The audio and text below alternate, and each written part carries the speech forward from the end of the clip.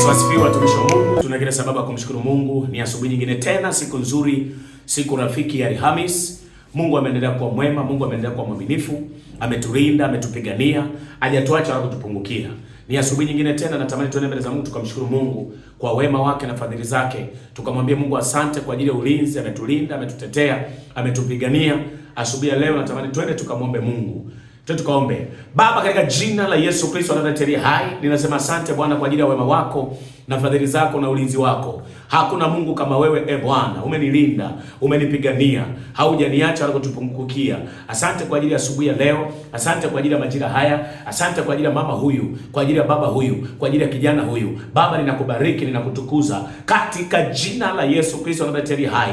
Asubuhi ya leo Bwana, tunakualika tena kwenye ibada hii nzuri ya Morning Glory, ya maombi ambayo tunaendelea nayo, maombi ya kuombea mipango na maono tulio nayo ya mwaka huu 2026. Tunakuhitaji Roho Mtakatifu, tufundishe, tuelekeze katika jina lako Yesu Kristo. Tunaomba kwa imani na kushukuru pia. Amen. Bwana Yesu asifiwe, watumishi wa Mungu. Ni asubuhi nyingine tena kwa dakika chache sana. Leo tuna muda mchache sana ambao natamani tutafakari kidogo alafu tuingie kwenye maombi. Kutakuwa na maombi lakini pia tuna muda mchache wa kutafakari neno la Mungu. Kumbuka tunatembea na somo ambalo tunatembea nalo ndani ya wiki hii. Inasema namna nguvu ya maono inavyoweza kukupa kumiliki vitu vikubwa. Narudia tena. Namna nguvu ya maono inavyoweza kukuwezesha ama kukusaidia kumiliki mambo makubwa. Yaani maono ulionayo ndio yanayosababisha uwe na vitu vikubwa. Kwa maono ulionayo ndio yanakuchagulia yana uwezo wa kufikisha kwenye kile ambacho unatamani kukifanya. Nizungumza hivi nikasema moja kati ya siri kubwa ambazo watu wengi hawajazifahamu ni kwamba hakuna mtu anayeweza kumiliki mambo makubwa bila kuwa na maono makubwa ndani yake. Kila kumiliki pakubwa kunaanza rohoni kabla kujitokeza wapi? Kwenye macho ya nyama.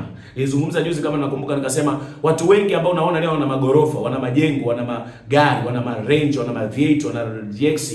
Hao watu walikuwa na maono hayo. Kwa maono makubwa ndio yanayokupa uwe na vitu vikubwa. Ukiwa na maono madogo utakuwa na vitu vidogo. Kwa watu wengi ambao wameinuliwa, wamebarikiwa, wamesaidiwa, Mungu amewainua ni kutokana na vile ambavyo walikuwa nayo maono. Kwa maono ndio yanayokusababisha uwe vile ulivyo. Ukiwa na maono madogo, hata mawazo yako ya kufikiria yanakuwa madogo. Ukiwa na maono makubwa, hata mawazo yako ya kufikiria yanakuwa makubwa. Ndio maana akasema namna nguvu ya maono inavyoweza kusaidia kufikia kwenye mawazo, kufikia kwenye mambo makubwa. Bwana Yesu asifiwe. Tuliangalia sasa, mimi usirudii kwa sababu ya muda wangu. Niliangalia nikasema kuna mambo saba. Nikasema kuna siri saba nguvu ya maono katika kumiliki mambo makubwa. Yaani kuna siri saba ambazo zinaweza kukusaidia kujua mambo kujua ili uweze kumiliki mambo makubwa. Kuna siri kama saba. Jambo la kwanza kama nakumbuka nasema maono hufungua uwezo wa kumiliki. Yaani maono makubwa, ukiwa na maono makubwa yanafungua uwezo wa kumiliki. Mtu asiyekuwa na maono anaishia tu hapa, anajikataa, anajidharau, anaona labda hicho anachokipata labda ni kidogo. Lakini kumbe kwenye hicho kidogo ukiwa na maono makubwa una uwezo wa kukitengeneza, ukakimake, mwisho wa siku kaiwa na kitu kikubwa. Bwana Yesu asifiwe. Kwa tukaangalia hilo jambo la kwanza, lakini jambo la pili nikasema nikasema maono hukupa direction ya maisha. Yaani mtu mwenye maono, yale maono anampa direction ya maisha kwamba pita hapa, pita hapa, pita pale. Niliwaambia watu mahali fulani nikasema maono, maandiko yanasema kwenye Mithali 29:18, anasema pasipo maono mtu aache kujizuia. Kwa kumbe maono ndio ana uwezo wa kusaidia ukajizuia kufanya vitu vingine, ukajizuia kwenda kufanya mambo mengine. Maono ulionayo ndio ana uwezo wa kukupa direction, wapi uende, wapi upite, wapi ukanyage, mtu gani wa kukaa naye, yupi rafiki sahihi, yupi wa kushare naye mawazo yako. Kwa maono ndio anakuchagulia marafiki. Maono ndio atakuchagulia, yatakupa discipline ya fedha. Mtu asiyekuwa na maono anaweza kawa na 200,000 hapa, 300,000, yote kaisha kwenye starehe, akanywa pombe, akafanya chochote alichokifanya. Bwana Yesu asifiwe. Kwa lazima tuwe na maono. Na maono mimi nimekwambia maono ndio yanayotupa direction wapi uende. Lakini jambo hili nikasema hivi, kama nakumbuka nikasema maono hukuunganisha na watu sahihi. Maono ana uwezo wa kukutanisha na watu sahihi. Mtu mwenye maono, niliwaambia watu mahali fulani nikasema watu hawawekezi pesa kwa mtu tu wa kawaida. Wanawekeza pesa kwa mtu ambaye anajua ana kitu. Una kampuni, mtu anajua kabisa baada ya miaka 10 huyu mtu tukiwekeza hela kwake huyu tutakuwa ni watu fulani. Kwa watu hawawekezi kwa mtu ambaye hana maono. Maono ndio yanayokupa maono ndio ana uwezo wa kuletea watu sahihi. Jamani, Bwana Yesu asifiwe. Nilikutana binti mmoja, huyo binti akaniambia baba, nataka kufungua kiwanda. Nikamwambia kiwanda cha nini? Nikamwambia hicho kiwanda mtumishi, mimi nataka kwanza kuzalisha batiki, lakini pia nataka nianze kutengeneza kanga na nini. Kweli akaanza kidogo, tunamtaji kama milioni 2-3. Akaanza kidogo. Akaongeza t-shirt, print t-shirt. Basi watu wakaanza kuja, bwana na mimi basi na batiki zangu nataka unitengenezee. Mtu anampa mpaka mzigo wa milioni 10, milioni 70. Lakini alianza kwa kidogo. Nani akupe vitenge ampe batiki 70 amtengenezee ziwe. Si unajua batiki zinakuwa kama vitambaa plain. Nani akataka kukupa vitambaa vya milioni 5, milioni 10 kama wewe hauna maono? Kwa maono yanawaleta watu. Maono ulionao ndio atakosababisha watu waje. Bwana Yesu asifiwe. Mungu akupe neema ya kukuletea watu sahihi wenye maono kama yako. Jamani, haleluya. Kwa tuliangalia tunasema maono ndio yanasababisha watu sahihi waje kwetu. Lakini pia jamani nyingine nikasema maono hukufanya uvumilie maumivu ya leo. Maono ndio yanayokufanya uvumilie maumivu yani jamani, maumivu ya leo. Kwa nisikilize kidogo. Maono makubwa, na hapa ndo tunaanzia leo. Maono makubwa yanakupa nguvu ya kusimama hata wakati wa vita. Moja kati ya vitu vinavyowafanya watu wengi wakati tamaa mapema ni kwa sababu hawaoni kesho yao vizuri. Ukiwa hauoni maono makubwa, maumivu madogo yanaweza kusimama na kukuangusha. Lakini mtu mwenye maono ya kweli ana uwezo wa kuvumilia vita ya leo kwa sababu anaona thamani ya kesho yake. Kwa kuna watu ambao wana maono makubwa, anaweza kama leo anauza anabeba zege. Yuko tu na zege, lakini anawaza kabisa mimi baada ya miaka 3 nitabeba zege, lakini baada ya miaka 3 nitakuwa na bodaboda yangu. Nitakuwa na kitoyo changu. Ndio tunaita maono. Kwa anaweza kana anaumia leo kwenye zege, anaumia leo kwenye kazi fulani ngumu, lakini akili yake anajua kabisa hiki sio akili mpaka ya mwisho, sio mpaka nitazekea kwenye hii kazi. Bwana Yesu asifiwe. Hao ndio tunaita maono. Kwa nimesema maono hukufanya uvumilie maumivu ya leo. Mtu asiyekuwa na maono atafanya bwana kazi yenyewe ngumu anaacha. Lakini mtu mwenye maono atavumilia, atakomaa, anajua hapa mimi napita. Natamani Mungu akupe neema ya kuvumilia kwenye hayo magumu unayopitia. Hicho kitu ndio kifanya Mungu akupe neema ya kukuvusha kutoa hapo kwenda kwenye hatua nyingine. Bwana Yesu asifiwe. Nikasema hivi, hakuna mtu mwenye hekima, hakuna mtu mwenye hatima kubwa ambaye hajapitia kipindi kigumu. Mungu anaporuhusu maono makubwa ndani yako, lazima pia atakupitisha kwenye mazingira ya majaribu, nguvu ya imani, ili kujaribu nguvu ya imani yako, uvumilivu wako na uwezo wako wa kusimama. Lakini siri hii yaani moja ya vitu hivyo ndio siri ambayo ipo kwenye maono makubwa. Mtu mwenye maono makubwa lazima apitie kwenye mambo makubwa. Tunasoma watu wengi kwenye Biblia. Kuna mtu anaitwa Yusufu, alipitia kwenye mambo makubwa, akauzwa utumwani, akawa mtumwa, lakini kumbe Mungu anampitisha kwenye yale mazingira ili atakapokuja kuwa mfalme, atakapokuja kuwa kiongozi kwenye taifa lile la Misri, au waziri mkuu, awe na uwezo wa kusimulia. Hawezi kuwa unasimulia vitu ambavyo wewe mwenyewe hujaviishi. Unaposema maisha magumu, watu wajue. Tunasoma habari za Yusufu, nadhani naelewa kwenye kitabu cha Mwanzo. Kile kitabu cha Mwanzo tunamwona aliuzwa utumwani na ndugu zake. Baada ya kuuzwa na utumwani, akaenda kula kasingiziwa kesi ya kubaka, akakamatwa, akapelekwa gerezani. Na hajafanya vyote hivyo, amekaa gerezani miaka kadhaa. Baada ya miaka kadhaa imepita, ndo Mungu anakuja kumuinua kupitia mtu ambaye alikuja kumtafsiria ndoto, ambaye ni mfalme wa Misri, Farao. Anamtafsiria ndoto, Farao anasema, Bwana, nitampata wapi mtu kama huyu? Ndo anainuliwa kuwa waziri. Lakini kabla hajawa hapo, alisota. Kwa watu wengi ambao wana maono makubwa, hawezi kujirahisisha hata kwenye magumu. Atakomaa, atapambana, anajua leo naibika, lakini kesho yangu itakuwa ni ya heshima. Mungu akupe hiyo neema, mtumishi wa Mungu. Wewe ambao unapitia kwenye kipindi kigumu, unabeba zege, unauza viatu, si unachomelea, si unafanya kitu. Mungu akupe neema. Cha msingi lazima uwe na maono. Mtu mwenye maono atajimeki. Akipata 5,000 ataiweka, akipata 10,000 ataiweka. Mwisho wa siku unashangaa na bilioni. Jamani, haleluya. Bwana Yesu asifiwe, mtumishi wa Mungu. Kwa watu wengi ambao wameinuliwa ni watu wengi ambao wamesogea mbali, wamefika mbali, ni watu wenye maono. Lazima uwe na maono makubwa, usiwe na maono madogo. Jamani, haleluya. Nimesema Yusufu aliota ndoto. Ukisoma hicho kitabu, nimekuambia hicho kitabu, Yusufu ambaye aliuzwa, akateswa, akateseka, akapitia mambo magumu, lakini mwisho wa siku Yusufu akawa waziri mkuu. Kama nilivyosema, lakini Yusufu aliendelea kusimama katika zile changamoto mbalimbali. Mwisho wa siku Mungu akamuinua, akawa waziri mkuu. Bwana Yesu asifiwe. Watu wengi, watu wenye maono makubwa hawaangalii tu kile wanachopitia leo, wanaangalia kile kitakachokuwa kesho yao. Ndio maana unaweza kumkuta mtu anapitia maumivu makubwa, lakini bado ana amani moyoni, kwa sababu ndani yake anaona picha ya ushindi wake wa baadaye. Bwana Yesu asifiwe. Kwa kuna mtu unaweza kuwa unapitia magumu, unapitia changamoto, lakini yeye ana amani, ana furaha, ana tabasamu. Kwa sababu anajua kesho yangu mimi itakuwa ya kicheko. Jamani, haleluya. Bwana Yesu asifiwe. Sio kama naenda watumishi wa Mungu. Kuna rafiki yangu mmoja alikuwa anaendesha daladala. Nyakati fulani mimi mwenyewe nilikuwa naendesha kama daladala. Haya magari madaladala haya.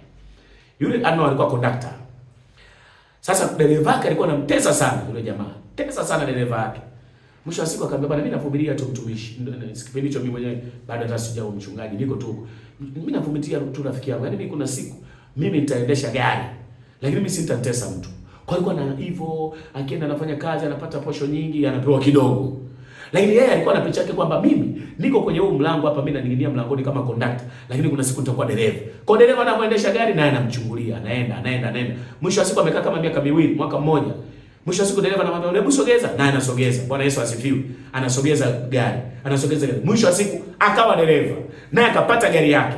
Mwisho wa siku alikuishia pale, akaanza kufuatilia hivi bosi amepata pataje gari. Akaanza kujimeki, anaweka hesabu yake 120,000, 170,000, 70,000, 60,000. Mwisho baada ya miaka mitatu kanunua Costa yake. Au ndio tunaita maono. Kwa lazima uwe na maono makubwa. Akaanza akasema, yaani mimi kila siku nitakuwa napelekea bosi 100,000 hesabu. Kila siku kila anachokipata posho yake anaweka mpaka sasa na Costa ya kwake. Naye amempa dereva. Yana duka la spare hapo. Kwa unaweza kaanza chini, lakini ukiwa na maono ndio anaweza kusababisha ukafika kule. Pokea hiyo neema kwa jina la Yesu. Bwana Yesu asifiwe. Shetani anajua kwamba ukisimama mpaka mwisho kuna viwango vikubwa utaingia, ndio maana analeta mashambulizi mengi, huja kukuchokoza ulie. Yaani kwa lugha nyingine kwamba kuna wakati shetani anaweza kuleta vikwazo vidogo vidogo ili ukate tamaa, usifikie kwenye maono yako, uvunjike moyo. Utapitia maumivu, lakini anakuletea vikwazo vya kuvunja moyo. Nataka nikutamkie mtumishi wa Mungu, Mungu akupe neema ya kusurvive hata katika magumu. Na Mungu wetu ni Mungu ambaye anaiona kesho yetu. Bwana Yesu asifiwe. Ukisoma ile Korintho wa pili sura ya 4 mstari unasema kwa maana taabu yenu nyepesi na ni ya kitambo atayafanyia utukufu wa milele uzidio kwa wingi sana. Hiyo ni Korintho wa pili sura ya 4 mstari wa 17. Kwa haya mambo magumu, hizo tabu ni za kitambo. Nawaambia vijana wenzangu kwamba hata kama una fedha, kile unachokipata 200 heshimu. Kama umeheshimu 10,000, milioni moja ikija utaiheshimu. Unaweza kupata milioni moja hapo usifanyie chochote. Kwa sababu umeshindwa kuheshimu kile kidogo. Kwa Mungu akupe neema ya kuiona kesho yako, ya kuona maono makubwa. Ukiwa na maono makubwa utapata mambo makubwa. Jamani, haleluya. Jambo lingine la 5. Maono hubeba lugha ya kesho. I repeat again my friend. Narudia tena. Maono hubeba lugha ya kesho. Kwa mfano, nisikilize kidogo. Watu wengi wenye maono huzungumza mambo ambayo bado hayajaonekana. Moja kati ya dalili kubwa za mtu mwenye maono ni lugha yake. Watu wenye maono makubwa hawaongei kwa kuangalia mazingira ya leo ama ya sasa pekee, bali wanaongea kwa kuona kesho walioibeba ndani yao. Ndio maana nisikilize kidogo. Ndio maana wakati mwingine watu hawaeleweki kirahisi kwa sababu wanaongea mambo ambayo bado hayaonekani kwa macho ya watu, macho ya kawaida. Mtu mwenye maono anaweza kusema mimi na range, lakini unamwona anatembea kwa miguu. Mimi na V8, wakati unamwona anatembea kwa miguu. Mimi na nyumba, tena gorofa. Lakini unamwangalia, nyumba gani wewe? Maono ndio anakupa una uwezo wa kusikia, una uwezo wa watu wenye maono hawaeleweki kikawaida. Natamani Mungu akupe neema ya kuwa na mawazo mazuri kwenye kinywa chako.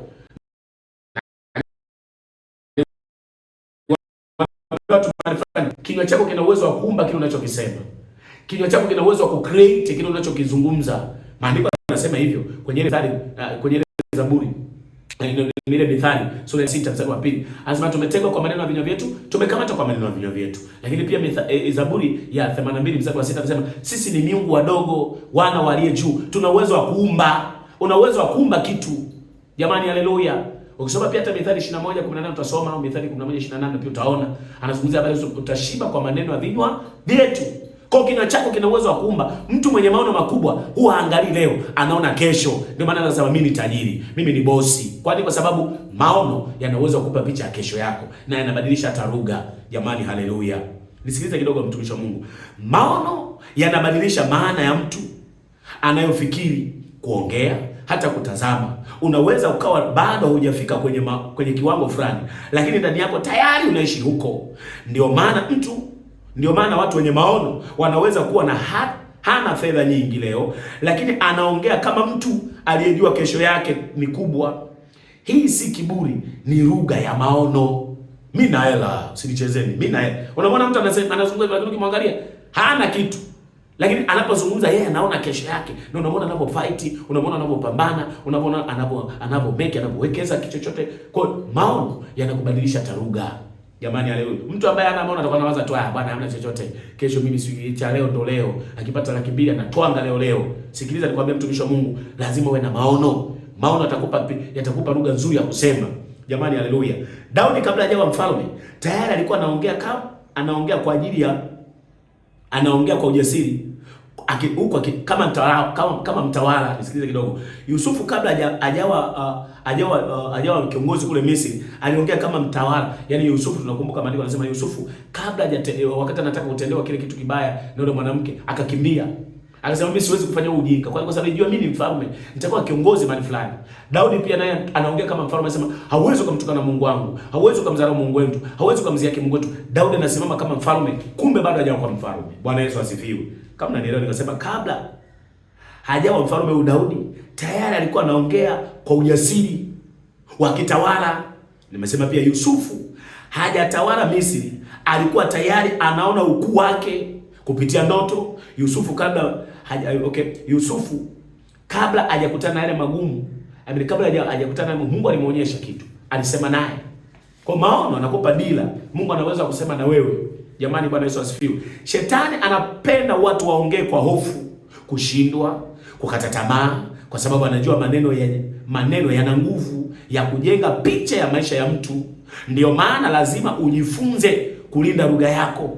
Usikubali kinywa chako kiue kesho yako, ama kesho ambayo Mungu ameweka ndani yako. Mimi siwezi, sio kama nitasoma, nitafeli mimi, sio kama nitaolewa, sio kama nitaoa. Hivi nitakuja kujenga mimi kweli? Hivi nitakuja kununua gari mimi kweli? Unaposema yale maneno kwenye ulimwengu wao, yanajenga roho ya hofu. Maneno yanaweza kujengea hofu. Lakini unaona mimi nitajenga. Kuna siku nitajenga mimi. Kuna siku nitanunua gari. Kuna siku nitamiliki. Kuna siku nitatawala. Yale maneno yanakuja yanaleta kitu halisi kwenye maisha yako. Bwana Yesu asifiwe.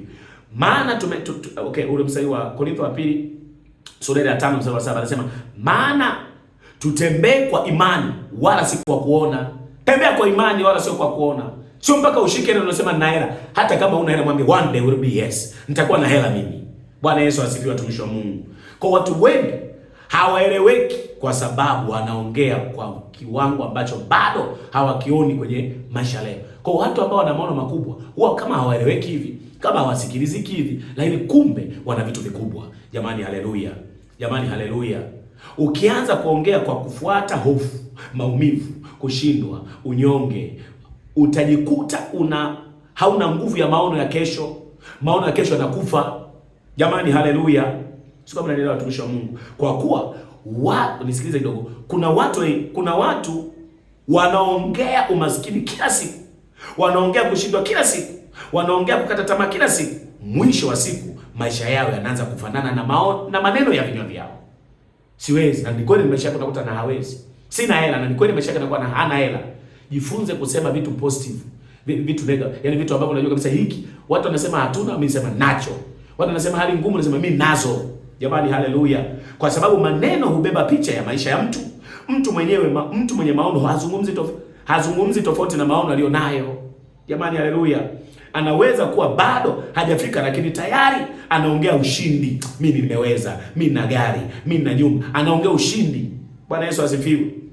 Anaweza kuwa bado hana performance kubwa, lakini tayari anaongea anaona impact kubwa, anaona matokeo. Jamani, haleluya. Hii si kujisifu, ni lugha ya moyo. Daudi alimwambia Goliath, kwa kuwa atamsema hakika nitakushinda kabla vita ijaanza. Na ni kweli alimshinda. Jamani, haleluya. Yusufu pia naye aliongea ukuu kabla hajafikia ikulu. Aliongea. Mithali 18:21 nikusomea, nasema kwa kinywa kinaweza kujenga kesho yako au kubomoa. Nikasema mauti na uzima huwa katika uwezo wa ulimi. Bwana Yesu asifiwe, watumishi wa Mungu.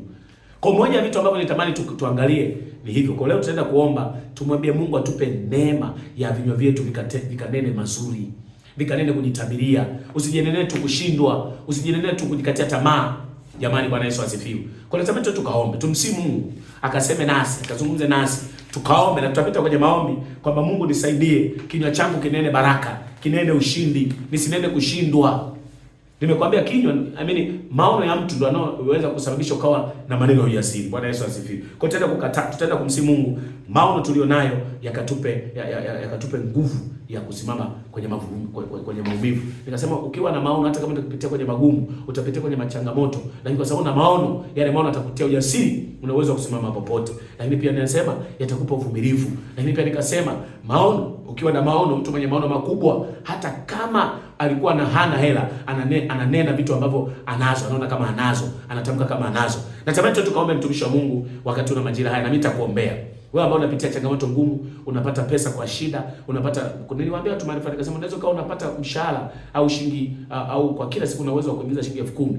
Ukimeki 10,000 kwa kila siku, una uwezo wa kufika mbali. Kuna mwingine unaweza kama labda unalipa mshahara labda 200,000, 300,000. Ukiamua kuiwekeza mahali, ukasema nitajinyima, nitaenda, lakini najua kesho yangu si nitakuwa hivi, na Mungu anakuinua. Kwa hiyo ni maombi yangu, mtumishi wa Mungu, Mungu akupe utulivu. Na moja ya vitu ambavyo niwaambia watumishi wa Mungu, adui anachokifanya ukipata pesa, anaanza kukucontrol wewe. Kuna mama mmoja nilikutana naye, akamwambia mchungaji, yaani mimi nikipata hela, mimi nalipa 300,000 tu. Lakini nikipata hela mchungaji, vile vyote ambavyo nilikuwa navyo nashangaa naanza vinaondoka. Yaani wapana, mimi nataka nikanunue kiwanja. Labda nacheza vikoba, labda kile kihela ninachokipata labda 100,000 kila mwezi. Nashangaa mwisho wa siku mchungaji, maono yote anakufa. Nikipata hela naanza kuwaza vingine, naanza kuwaza nguo, vitu vya ovyo ovyo. Mwisho wa siku hela ikisha naanza kuwaza.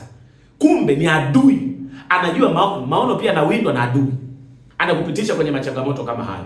Mimi natamani tuombe na wewe, mtumishi wa Mungu, wewe ambaye una maono makubwa, tuyaombee yatimie kwa wakati.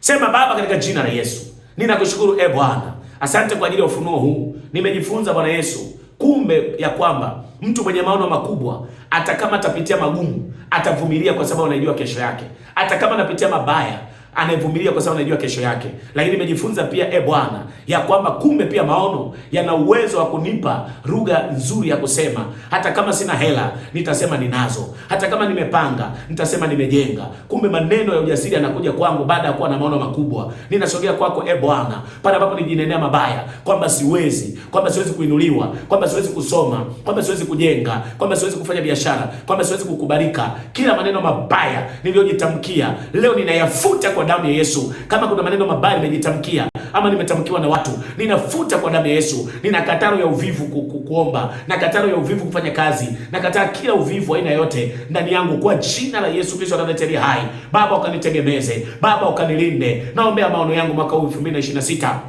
Maono yangu yakatimie. Huu ni mwezi wa 6 Bwana, na uombea maono yangu yakatimie, yakatendeke. Napoenda kuendelea na miezi kwenda mwezi wa 7, maono yangu yakatimie. Niliyoyashindwa kuyafanya mwezi wa kwanza, mwezi wa pili, mwezi wa 3, mwezi wa 4, mwezi wa 5, mwezi wa 6 wewe nikayaweze. Kila ninachokitaka kukifanya, iwe ni kazi, iwe ni biashara, iwe ni kuoa, iwe ni kujenga, iwe ni kufungua duka, nitafungua kwa jina la Yesu. Na hiki kidogo nilicho nacho, Baba nisaidie kukitunza, nisiwe nina mihemko ya kukitumia. Nipe hekima na maarifa ya kutunza hiyo fedha katika jina la Yesu Kristo anayetetea hai. Na kataa aibu ya kupoteza na kutapanya, na piga hiyo roho. Kama ni madhabahu za ukoo zinazosababisha nipoteze pesa, kama ni madhabahu za ukoo za kutokujenga zinanifuatilia, kama ni madhabahu za ukoo pande wa baba za kutokusoma, za kutokujenga, roho za kujikata tamaa, na kataa hiyo roho, na kataa kwenye maisha yangu, na kataa kwa jina la Yesu. Mungu akupe neema, yale maono ulio nayo yakupe nguvu na ujasiri wa kusimama hata katika magumu. Kile unachokifanya, Mungu akupe neema ya kufikia kesho yako. Kama ni mfanya biashara, Mungu akupe neema ya kufuata Dubai mwenyewe, ya kufuata China mwenyewe. Mungu akupe hayo maono ya kufunga mzigo mkubwa. Mungu akupe hiyo nguvu na akupe uwezo wa kumiliki. Na Mungu atengeneze kinywa chako unene ushindi, usinene udhaifu. Na Mungu akubariki, na Mungu akutunze. Amen. Mungu akubariki sana mtumishi wa Mungu. Niwashukuru sana kuendelea kufuatilia ibada zetu kwenye ibada ya Morning Glory.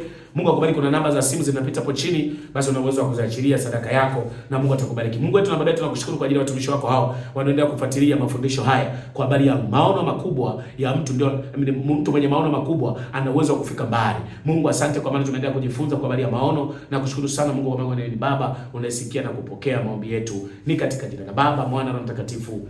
Amen. Mungu akubariki sana. Kesho tena Ijumaa. Amen.